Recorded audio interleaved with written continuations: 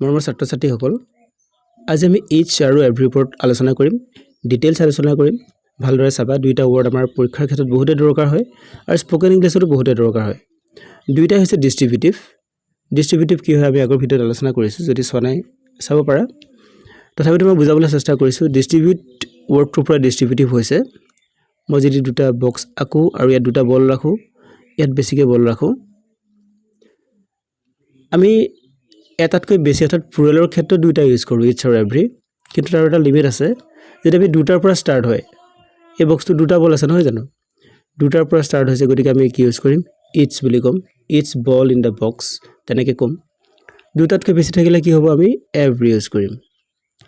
দুটাতকৈ বেছি থাকিলে আমি ইচ ইউজ কৰিব পাৰো এভৰিও পাৰো কিন্তু যদি দুটাহে আছে তেতিয়া আমি কি ইউজ কৰিম ইচ ইউজ কৰিম এটা সৰু উদাহৰণ দিছো এখন দোকানত দুটা বেগ হেং কৰি থোৱা আছে তুমি বেগ চাব গৈছা তুমি দুটা বেগৰ কথা ক'ব বিচাৰিছা দুটা বেগৰ কালাৰটো ভাল লাগিছে বা দুটা বেগৰ মোৰ পছন্দ হৈছে দুটা বেগৰ মোৰ বেয়া লাগিছে তেতিয়া আমি কি ইউজ কৰিম ইচ ইউজ কৰিম ইচ কিন্তু বেলেগ এখন দোকানত ভালেমান বেগ হেং কৰি থোৱা আছে 6টা 7টা 8টা বেগ হেং কৰি থোৱা আছে তেতিয়া আমি কি ইউজ কৰিম তেতিয়া আমি এভৰি ইউজ কৰিম ঠিক আছে বা ইচ্ছু কৰিব পাৰো যদি আমি প্ৰতিটো কথা বেলেগ বেলেগকৈ কওঁ আমি প্ৰেক্টিছ আৰম্ভ কৰিছো কনসেপ্টটো ক্লিয়াৰ হৈ যাব এটা চোৱা প্ৰথমটো চোৱা each book on the shelf has a different author ইয়াত চোৱা যে সেলফত থকা প্ৰতিখন কিতাপৰে অথৰ বেলেগ বেলেগ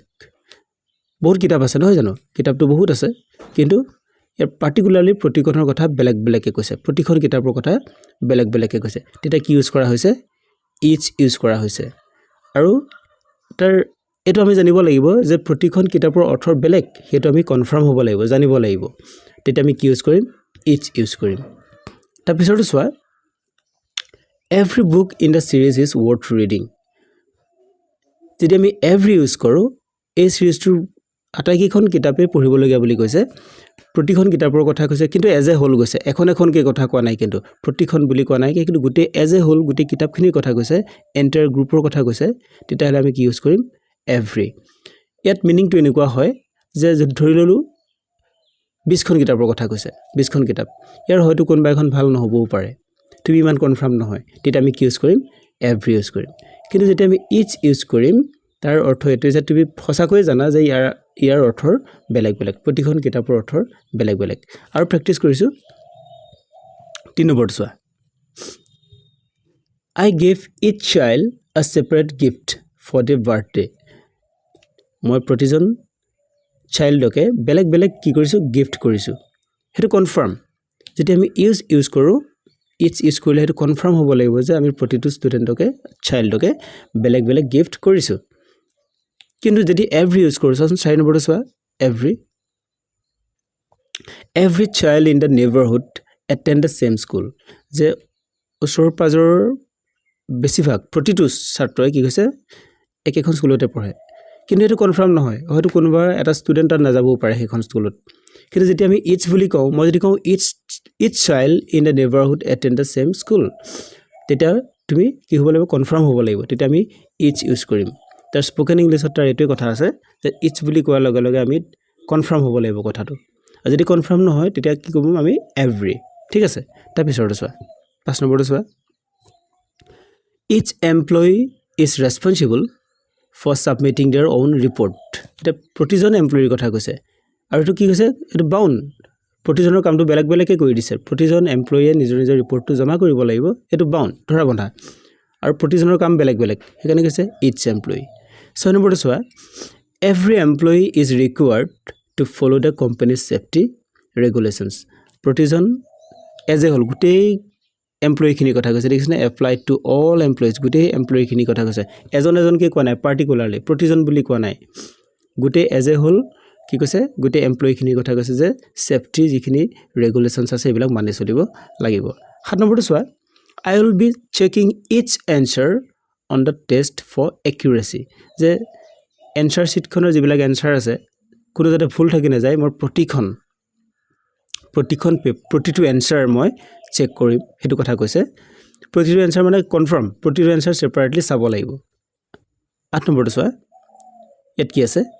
every answer in the guidebook is explained in details. The guidebook খনত থকাৰ প্ৰতিটো এনসাৰ কি কৰি থোৱা আছে এক্সপ্লেইন কৰি থোৱা আছে ইয়াত গুটেই সেটৰ কথা কৈছে গুটেই সেটৰ কথা কৈছে নহয় জানো যেটো কোৱেশ্চন বুক আছে বা গাইড বুক আছে তাৰ যিখিনি এনসাৰ দিয়া আছে গুটেইখিনি ডিটেইলছত দিয়া আছে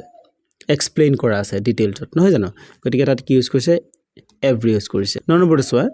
each piece of fruit each আৰু every মন কৰিছা দুইটাৰ পিছতে কি আহিছে সিঙ্গুলাৰ আহিছে fruits নহব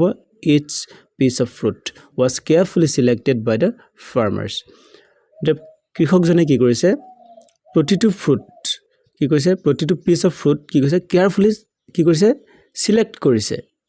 কৰিছে মানে এটাকে সিলেক্ট কৰিছে each piece বুলি ক'লে নহয় যাতে তাত কোনো ধৰণৰ বেয়াৰ ফ্ৰুটছ নাহে বা বেয়াৰ পিস নাহে কি কৈছে এটা কেয়াৰফুলি চাইছে এপিস কৰি চাইছে সেইকাৰণে কি কৈছে ইন্ডিভিজুৱেল সিলেকশন কিন্তু 10 নম্বৰটো চোৱা every piece of fruit in the basket is fresh and ready to eat বাস্কেটটো থকাৰ প্ৰতিটো পিস ফ্ৰেছ হয় আৰু ৰেডি হয় ইয়াত হয়তো মিনিংটো এনেকুৱা হয়তো এক পিস দুই পিস বেয়া ওলাব পাৰে ধৰি লওক 1000 পিস আছে 1000 পিস তাত এপিস হয়তো বেয়া ওলাব পাৰে দুই পিস বেয়া ওলাব পাৰে তিনি পিস বেয়া ওলাব পাৰে কিন্তু যদি আমি ইচ বুলি কওঁ তেতিয়া আমি কি কম কনফাৰ্ম আমি খুব ভালদৰে চেক কৰিছো ঠিক আছে এটা আমি ইচ অফ ওপৰত আলোচনা কৰিম যদি ইচৰ পিছত এটা নাউন আহে ধৰি লও ইটস বুকটো নাউন আৰু নাউনৰ আগৰ ৱৰ্ডটো কি হয় এডজেক্টিভ হয় এটোকে ইটস বুকটো হল ইটসটো ইয়াত হল এডজেক্টিভ ডিস্ট্ৰিবিউটিভ এডজেক্টিভ কিন্তু ইয়াত চাইছো ইটসৰ পিছত কি আহিছে অফ আহিছে প্ৰিপজিশন আহিছে গতিকে এটো কি ডিস্ট্ৰিবিউটিভ প্ৰনাউন pronoun আৰু adjective এটো ডিফাৰেন্স আছে যে ইটসৰ পিছত যদি এটা নাউন আহে ইটস বুক ইটস বয়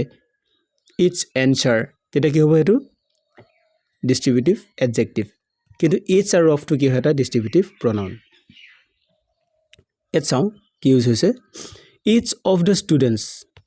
এটা each of এবাৰ কি হৈছে নাউন টু প্লুৰাল আহিছে each of the students submitted their assignment on time I received a thank you note from each of my colleagues after the events কি কৈছে I received thank you note from each of my colleagues প্ৰতিজনৰ কথা কৈছে ইয়াতো কিন্তু কি কৈছে plural হৈ গৈছে each of my colleagues after the event তাৰপিছৰটো চোৱা each of the rooms যদি each of আহে অৰ্থাৎ ডিস্ট্ৰিবিউটিভ pronoun আহে তেতিয়া নাউনটো কি হৈ গৈছে প্লুৰাল হৈ গৈছে each of the rooms in the hotel was different theme ঠিক আছে আমি এটা প্ৰ্যাকটিছ কৰো প্ৰ্যাকটিছ কৰিলে আমাৰ কনসেপ্টটো ক্লিয়াৰ হৈ যাব এত কি আছে each versus every choose the correct option to complete the sentence এটা কি হ'ব the student in the class has unique project প্ৰতিটো ষ্টুডেন্টৰ বেলেগ প্ৰজেক্ট আছে আৰু হেতু মই কি হৈছে confirm I am sure about that এটা কি হ'ব ইজ জবন এভৰি হ'ব প্ৰতিটো ষ্টুডেন্টৰ কথা কৈছে আৰু বেলেগ প্ৰজেক্ট থকাৰ কথা কৈছে এটা কি হ'ব ইট ষ্টুডেন্ট হ'ব তাৰপিছৰটো চোৱা 2 নম্বৰটো চোৱা I go to the gym days Monday Wednesday and Friday কি হ'ব এটো এভৰি হ'ব I go to the gym every Monday Wednesday and Friday 3 নম্বৰটো চোৱা the teacher gave the student a different question to solve teacher জনে প্ৰতিটো ষ্টুডেন্টক বেলেগ question দিছে প্ৰতিটো ষ্টুডেন্টক ডিফাৰেন্টলি দিছে বস্তুটো বেলেগ কে দিছে একেলগেটো দিয়া নাই গ্ৰুপত এটা কি হ'ব এটো ইটস হ'ব 4 নম্বৰটো চোৱা I visit my grandparents this week মই কেতিয়া গ্ৰান্ডপেৰেন্টছক ভিজিট কৰো 4 নম্বৰটো কি হ'ব every week নে each week এটা হ'ব every week 5 নম্বৰটো চোৱা which of the following sentence is correct ইয়াত কোনটো কাৰেক্ট হ'ব every of the children every to each আৰু every লগত of to নহয় গতিকে এটো ফুল each of the children ইয়াত কি এটো শুদ্ধনে ভুল হ'ব each of the children was each আৰু of থাকিলে কি হয় নাউনটো প্লুৰাল হয় এটো children টো প্লুৰাল আছে এটো শুদ্ধ হ'ব পাৰে তথাপিও থাৰ্ডটো চাও সিটো কি আছে each of the child eachৰ লগত সিঙ্গুলাৰ নহয় আমি অলপ আগতে আলোচনা কৰিছো এটা কি হ'ব বিটোৱে শুদ্ধ হ'ব 6 নম্বৰটো চাও this time I see her she is reading a different book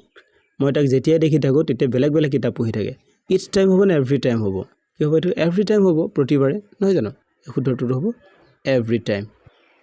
আজি ভিডিঅ'টো মানে আছিলে যদি ভিডিঅ'টোৰ পৰা কিবা লাভ হৈছে বুলি ভাবিছা আমাৰ ভিডিঅ'টো লাইক কৰিবা আৰু চেনেলটো ছাবস্ক্ৰাইব কৰিবা ধন্যবাদ